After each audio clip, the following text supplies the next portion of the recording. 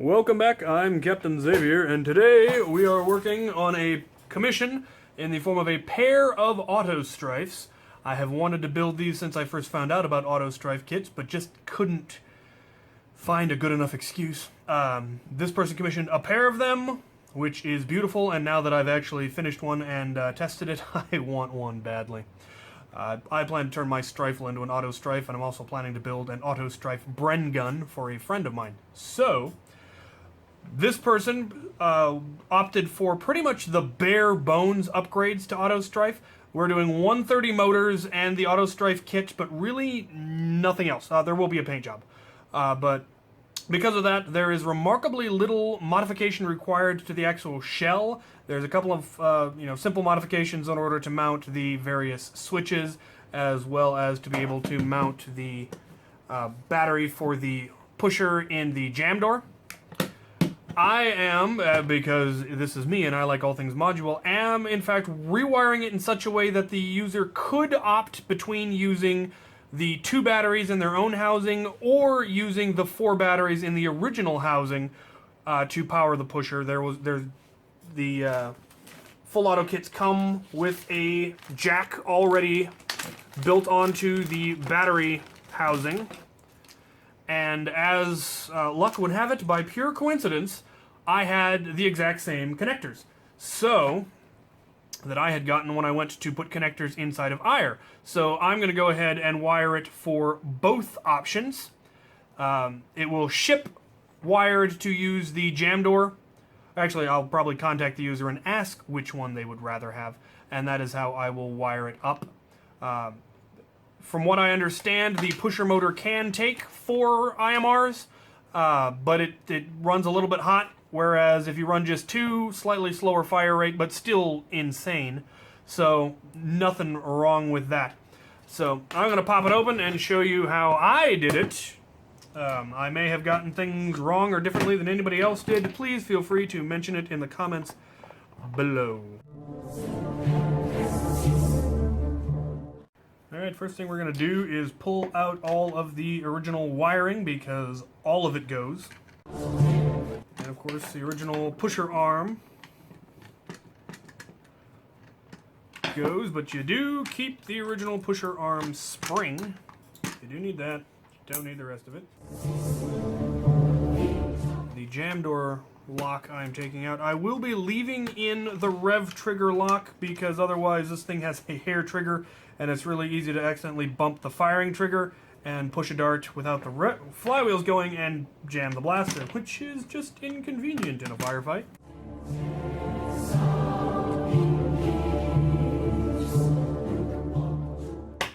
Alright, there are the original guts in the pile. And we have our replacement motors. Alright, I have finished modifying the shell in order to accept the battery housing inside the jam door on both sides. Now going to finish redoing the solder for the negative line that will go from the battery housing in the back all the way up to the motors, the flywheel motors.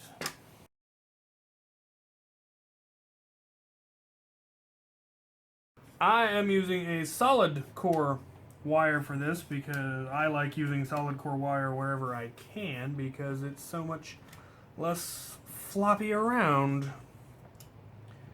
If any of you know of some particular reason why I absolutely shouldn't, feel free to let me know. I do not claim, nor have I ever claimed, to be an electrical engineer. I am a software engineer,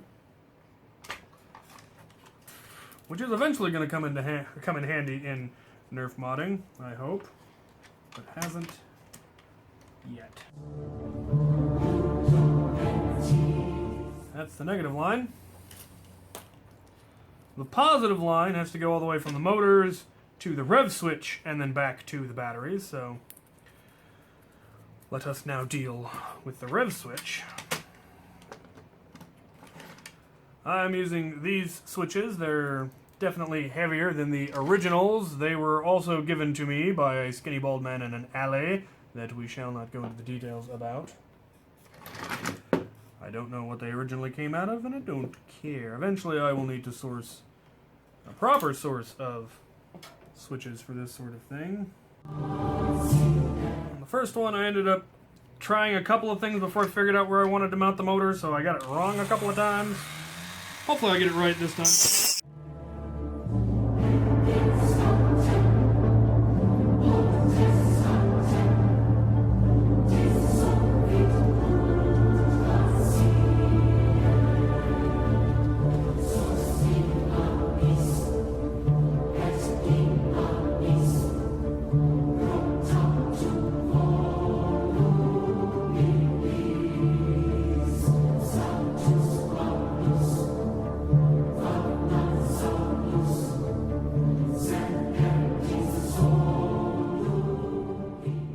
Alright. Now, hypothetically, if I put batteries in this thing...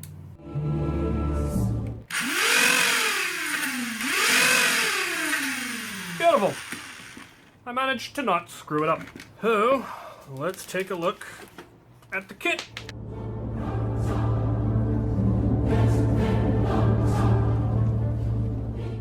Okay.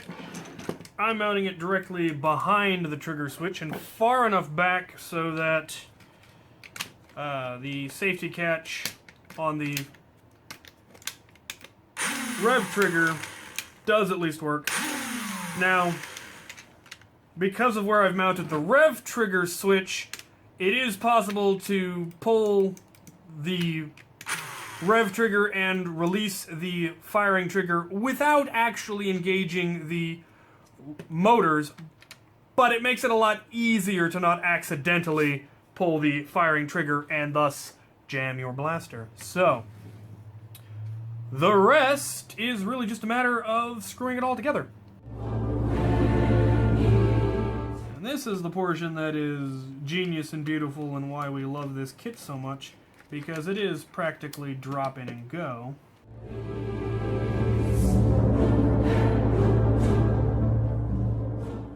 Okay, so I've got the pusher motor mounted. I've got the pushing arm mounted. I just have to put in one last internal screw.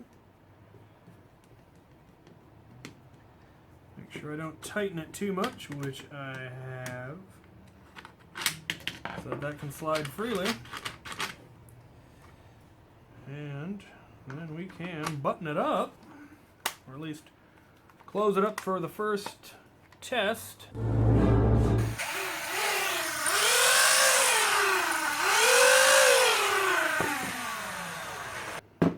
Alright, there we have it.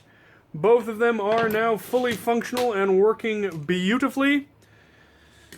I'm just going to confirm with the customer what paint job they wanted on it. I will be doing that tomorrow and hopefully shipping them out. What I'm doing right now is probably one of the most time-consuming and definitely my least favorite part of Nerf mods, prepping for paint jobs by taping everything I don't want painted. It's very boring.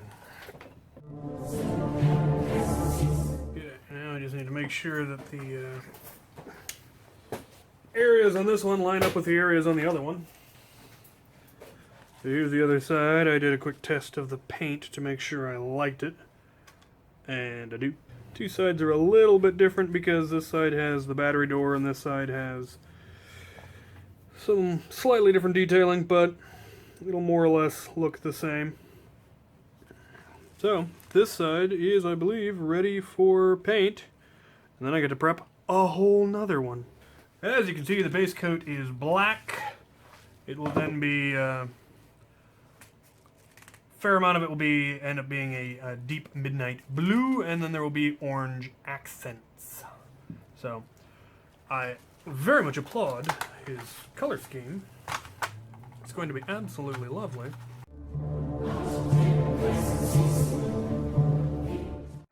Okay, there's another side done. One more to go.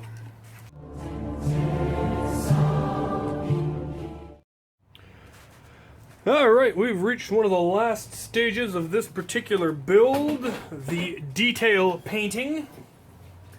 The customer sent me a picture of the paint job they wanted. It was black with a very dark blue and then orange highlights, so that's what we ended up with. I'm gonna start painting in the areas that their picture indicated as being orange, fixing a couple of spots. And then once I've got all the detailing painted on, I will be hitting it with the clear coat and putting all the internals back in. And doing a demo of the firing, which ought to be quite nice. So, we're going to start with some orange.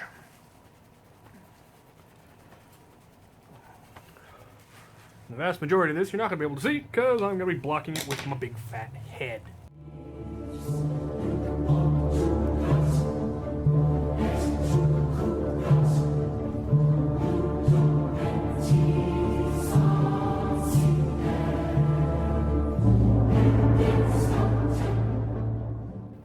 That's that side. At least all the orange. I'll be going back through. There's a bit some that needs to be silver and a little that needs to be black, but that's all of the orange, which I'm doing now, so I don't have to clean my brush as often. Let these dry, and then we will a little more detailing in a couple of spots. There's a few areas that need to be painted black, and then a few areas I want to do the ring around the Nerf in. Actually, I may do it in black. I was going to do it in silver, but there's no other silver anywhere on this blaster, so I think I will in fact do it in black. These bits are also going to be done in black, and that's about it actually. And also do still need to paint the magazines. Alright, we are down to the final bit of detail painting. I've got a little bit of black to paint on, just a few spots here and there, and then we will be finished. We'll then put all the internals back in and button it up and give them a test, and send this, or once I post this video and the user sees it and does confirm that it is satisfactory, I will be shipping it off, and it will be an excellent project. Well done. So, it says not a whole lot of spots that are getting to black, but a couple of little areas just for little added detail.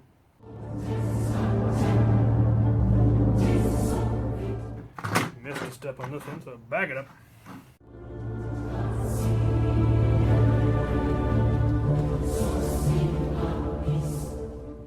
Alright, I am getting so very, very close to finishing up this particular commission, and I want to finish it up not only because I want to get it off my plate so I can work on some other commissions, but mostly, honestly, because I really want to play with these. They're almost done. Just have a last little bit of paint to do that I neglected to do before. And I'm sure there's at least a few of you out there going, oh my god, he's not going to forget, is he? The horror! And that is, of course, the very tip of the barrel needs to be orange. I have a very strict rule about this. While technically it is not legally required for Nerf blaster tips to be orange because they are not meant to be replicas of any real gun, that is the kind of technicality that isn't going to do you much good if you get shot by a trigger-happy cop.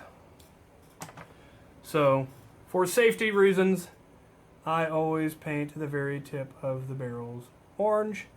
You are more than welcome to paint over it yourself after you get it, but it is leaving my shop with an orange tip. Of course, it would have been much easier if I had just taped over the tip when I started the whole paint job and just left it its original orange, but that would just have been way too smart and easy. Alright, there's one done, and while they dry, I get to do the actual fun part, putting the internals back in.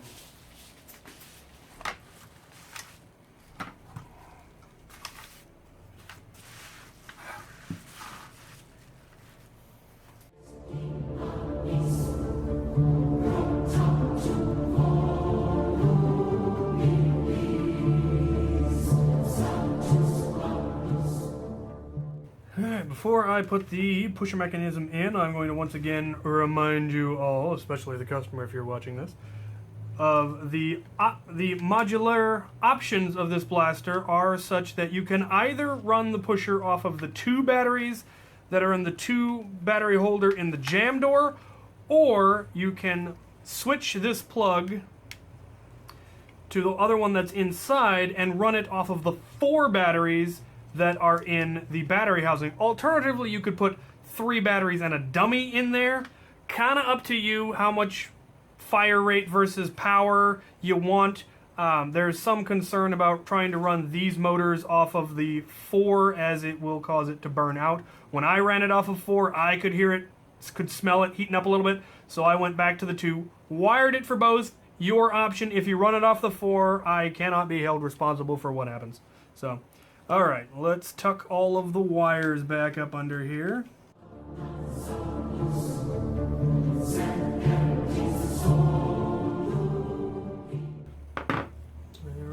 There you have it. I am going to give it a quick test, of course, before I button it up.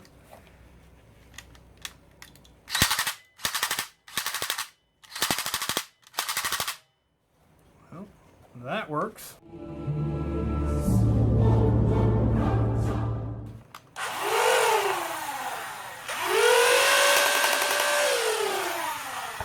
Ain't that pretty?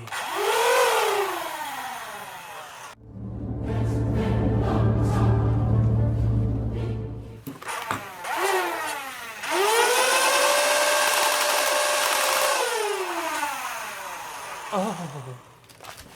Alright, let's put some darts through them, because I gotta play with them before I ship these things out. They are just too cool.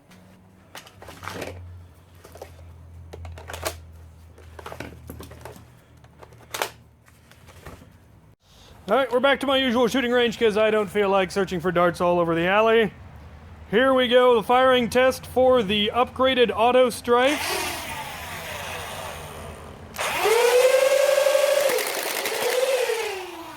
And again, with 10-round magazines. God, that's beautiful. I have got to make me a pair of these. There you have it. These are done and ready to ship as soon as I get the final confirmation from the customer that they are happy with them. I will be posting this video and contacting them, and then once I hear back from them, I'll either make whatever changes they want or I will ship them out. These are the bare basic Stryfe upgrades, Auto-Stryfe upgrades anyway. They've got the full auto kit, but not the full auto select fire kit. They've got 130s rather than 180s, and it is wired for IMR, not for LiPo. So these run about $90 a piece. That's with the paint job and everything else included. If you want additional upgrades, 180 motors, new flywheel cage, new flywheels, wired for LiPo rather than IMR if you want the select fire kit. All of that adds to the price, of course. So if you have any questions or would like to commission something, go ahead and email me at my commission page, which is captain.xavier.commissions@gmail.com. It's also on my About page, and I will put it in the comments below. So there you have it. Questions, comments, concerns, ideas, leave them in the comments below, and thank you for watching.